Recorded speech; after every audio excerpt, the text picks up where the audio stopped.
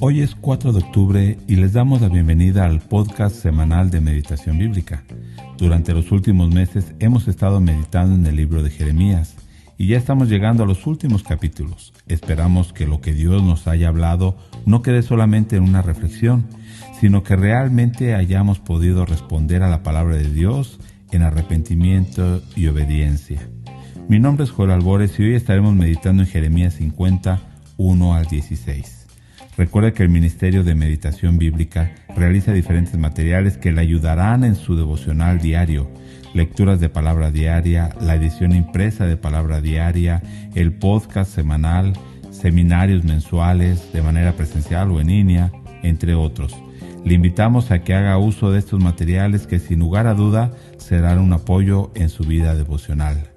Algo importante que debemos recordar al meditar la palabra de Dios es que en cada pasaje debemos buscar dos cosas principales: cómo se presenta Dios en ese pasaje y cuáles son las enseñanzas prácticas para nosotros. Así que reflexionemos juntos en Jeremías 50, 1 al 16. Estaré leyendo la Nueva Traducción Viviente.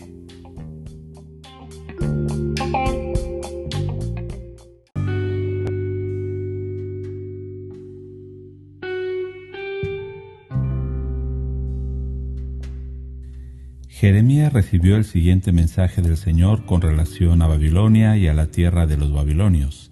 Esto dice el Señor: anúncienlo a todo el mundo y no se calle nada. Levanten una bandera de señales para decirles a todos que caerá Babilonia. Sus imágenes e ídolos serán hechos pedazos.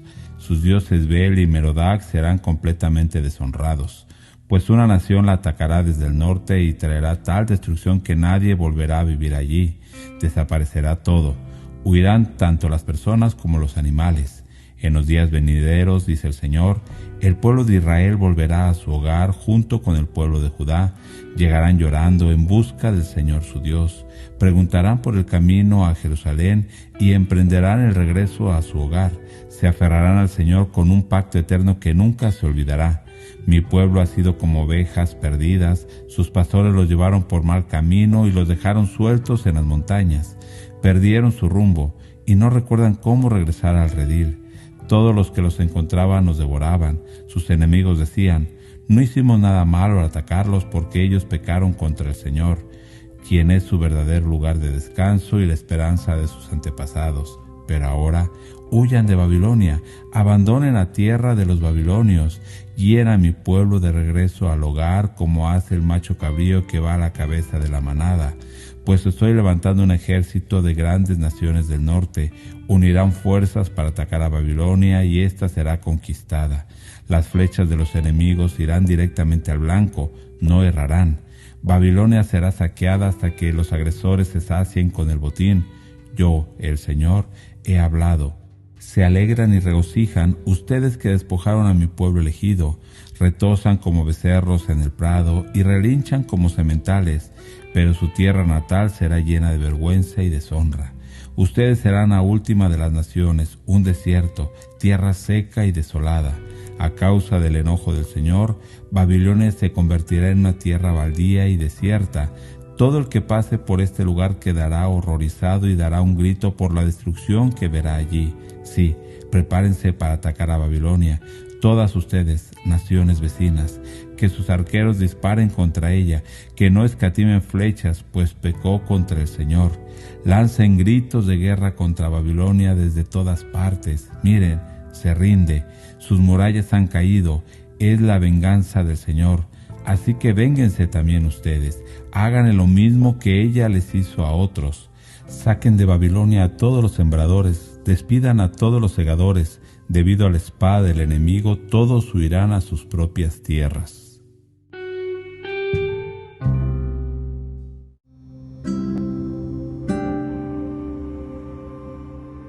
Este capítulo 50 y el 51 nos hablan del juicio sobre Babilonia. Pensemos primero en Babilonia. Recordemos el juicio de las demás naciones del capítulo 46 al 49, hablando de Egipto, Amón, Moab, Edom, etc. Incluso antes del juicio sobre Judá. Cuando habla que vendrá destrucción, habla de Babilonia como el instrumento que Dios usó para traer el juicio. Recordemos que era mencionado y específicamente Nabucodonosor como siervo de Dios, pero también Dios traería juicio ahora sobre esta nación, que históricamente había sido cruel. Primero veamos cómo es Dios en este pasaje. Hay una frase con la que comienza todas las profecías de juicio. La Reina Valera dice: palabra que habló Jehová contra. En la Nueva Traducción Viviente, recibió el siguiente mensaje del Señor con relación a, ya sea Egipto, Moab, o en este caso a Babilonia. Palabra que habló Jehová contra Babilonia. Dios se muestra como el Señor soberano de todas las naciones. Él es el que gobierna la historia, ya que a través de esa historia está haciendo una obra, su obra de salvación. Entonces muestra que Dios es el soberano y está gobernando la historia no solamente de la nación de Israel o Judá, sino también de las demás naciones.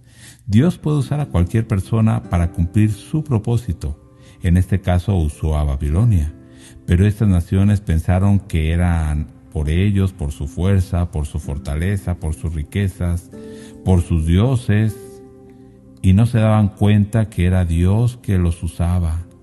No se daban cuenta que Dios los estaba usando. En el versículo 2 vemos que Dios se muestra como el único Dios, porque a través del juicio sobre una nación también hacía juicio sobre sus dioses.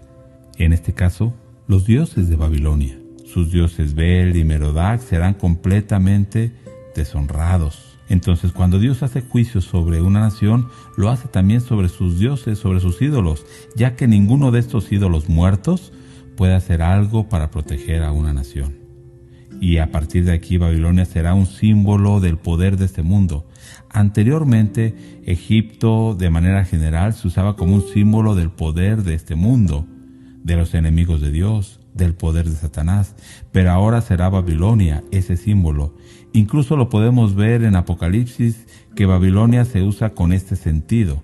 Entonces podemos reflexionar dos cosas aquí: que no hay una relación directa entre las cosas que Dios hace a través de nosotros, con nuestra relación con Dios o incluso con nuestra salvación. O sea, podemos ser usados por Dios para que Él haga una obra, pero como en el caso de Babilonia, ellos no tenían ninguna relación con Dios, por lo que en su momento Dios traería juicio también sobre ellos. Dios podría usarnos, pero si nuestra vida no está en comunión con Dios y no está siendo agradable a Dios, podríamos estar también bajo el juicio de Dios. Más bien, respondamos a Dios en temor y en obediencia, para que lo que hagamos sea en una correcta relación con Dios. Segunda cosa, si Dios juzga el poder de este mundo, el sistema de este mundo, sus valores, su sabiduría, etc., entonces no busquemos satisfacernos en este mundo, porque llegará el momento que será destruido. Babilonia en el versículo 11 dice que se alegraba y se gozaba destruyendo a Judá. El mundo muchas veces actúa de esta manera. Se alegra cuando oprime a los cristianos, pero Dios traerá juicio en su tiempo. Entonces, no pensemos que el mundo busca nuestro bienestar, busca nuestra destrucción. Entonces, no busquemos la satisfacción en este mundo.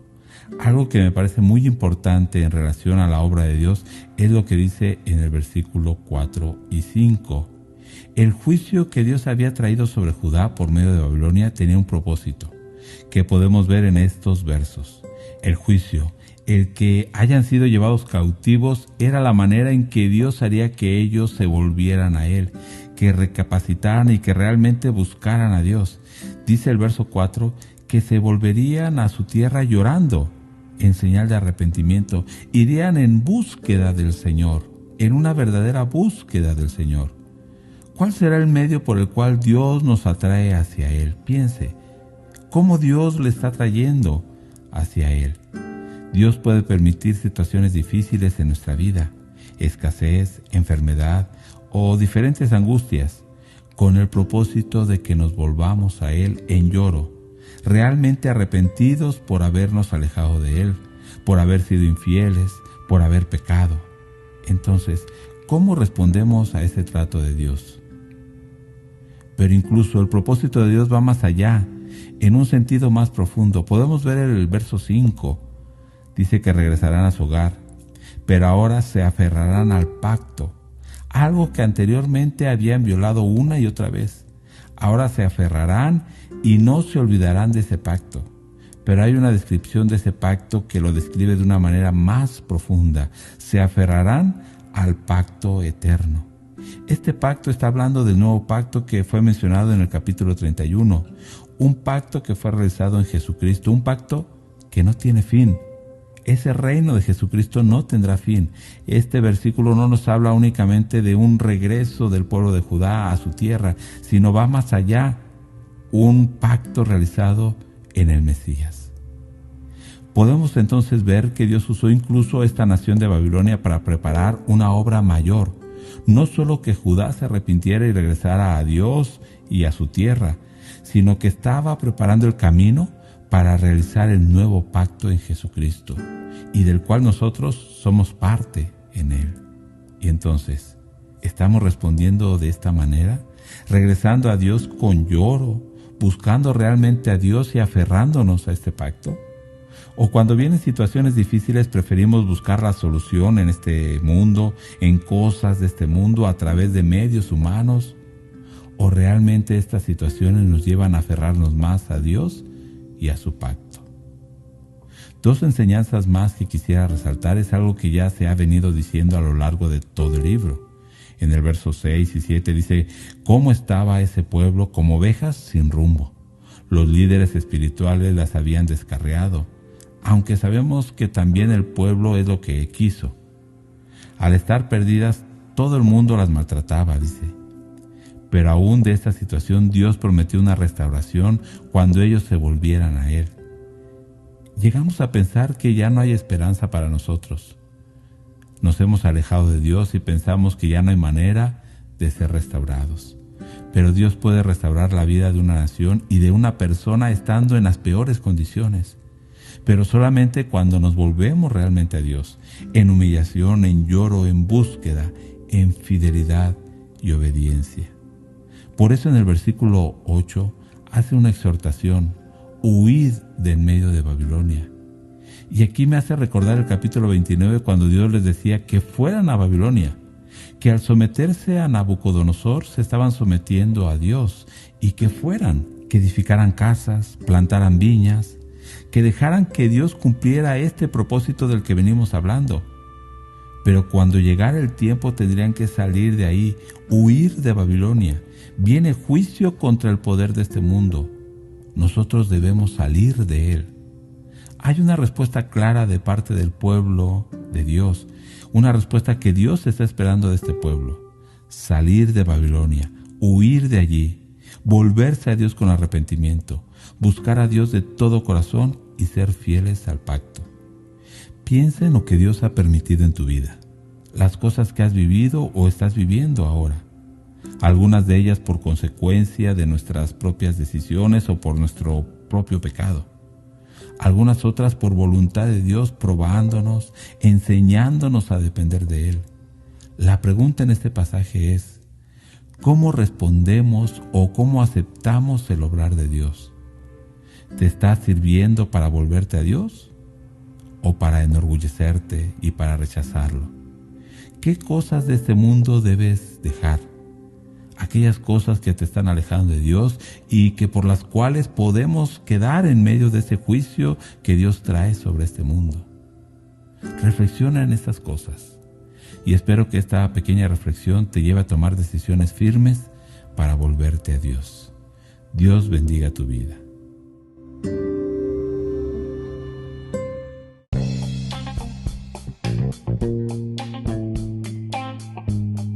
Ayúdenos compartiendo este podcast con familiares y amigos. Recuerde visitar nuestra página web www.meditacionbiblica.com. También puede visitar nuestras redes sociales y suscribirse a ellas. Instagram nos encuentra como Meditación Bíblica. En Facebook, Ministerio de Meditación Bíblica. Y en YouTube, Meditación Bíblica Internacional. Bendiciones.